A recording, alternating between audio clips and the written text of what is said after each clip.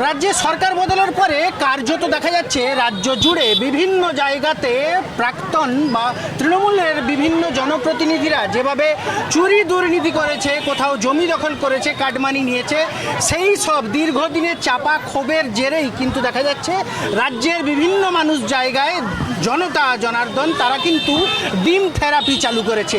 শিক্ষা দুর্নীতিতে এমন করেছেন বাড়িতে বাড়িতে কাটমানি 25,000 টাকা করে গরিব মানুষ টাকা দেয়নি বলে তারা ঘরও দেয়নি।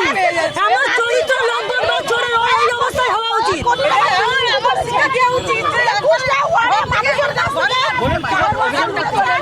অভিযোগ হচ্ছে আমার নিজস্ব আমার শ্বশুরের জমি আমাদের না জানিয়ে বিক্রি করে দিয়েছে, আরো জমি রেখে দিয়েছে, বলছে তোমার জমি কি করবো আমার জানার দরকার নেই।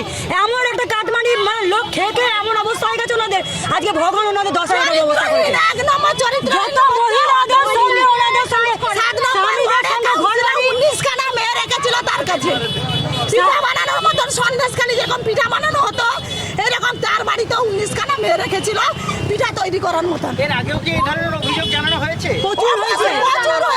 ওনাদের তখন এত দাপট পুলিশের নেতা ওনাদের সব কাছে আমরা কেউ নয়। কয়েক কোটি টাকা 21টা ওয়ার্ডে মানুষের কাছ থেকে গরিব মানুষের কাছ থেকে তুলেছেন চাকরি দেবেন বলে। আমার নিজস্ব জায়গায় অন্যত জায়গায় ঘর করে দিয়েছে। সরকার ছিল টিএমসি সরকার, যতবার রিপোর্ট করেছি খারিজ করে দিয়েছে। কোনো ব্যাপারে স্টেপ নেয়নি। অত নিগিরি হচ্ছে দুর্নীতি চরিত্রহীন একটা ছেলে, মানে জমির পাশাপাশি চরিত্র জমিও দুর্নীতি করেছেন এবং চাকরিও খেয়েছেন এবং চরিত্রহীন চাকরিও খেয়েছে। ডিম থেরাপির জেরে দেখা গেল মুখ্যমন্ত্রীর খাস তালুক কাঁথি শহরের 7 নম্বর ওয়ার্ডের তৃণমূল কাউন্সিলর, প্রাক্তন তৃণমূল কাউন্সিলর, তার বিরুদ্ধে চরিত্রের দোষের পাশাপাশি কিন্তু জমি দখল থেকে কাটমানি থেকে একাধিক অভিযোগ নিয়ে রীতিমতো এখানে মানুষজন যারা জমায়েত হয়েছেন তারা কিন্তু সরব হয়েছেন। এবং তার জেরেই দেখা যায় যে কাঁথি থানা থেকে যখন কোর্টের উদ্দেশ্যে তাকে নিয়ে যাওয়া হয় সেই সময় এখানে যারা উন্মুক্ত বা উত্তপ্ত জনতা রয়েছে, যারা ক্ষুব্ধ জনতা দীর্ঘদিন অত্যাচার সহ্য করেছে, তারা কিন্তু ডিম থেরাপি চালু করলো এই কাউন্সিলরের উদ্দেশ্যে।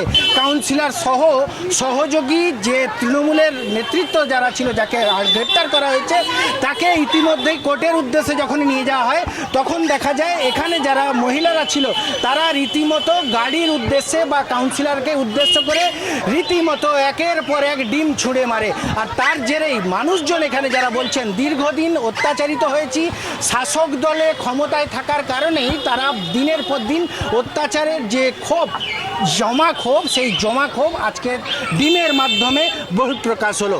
কাঁথি থেকে ক্যামেরায় দেবাশিসের সঙ্গে কনিষ্ক মাইতি, TV9 বাংলা।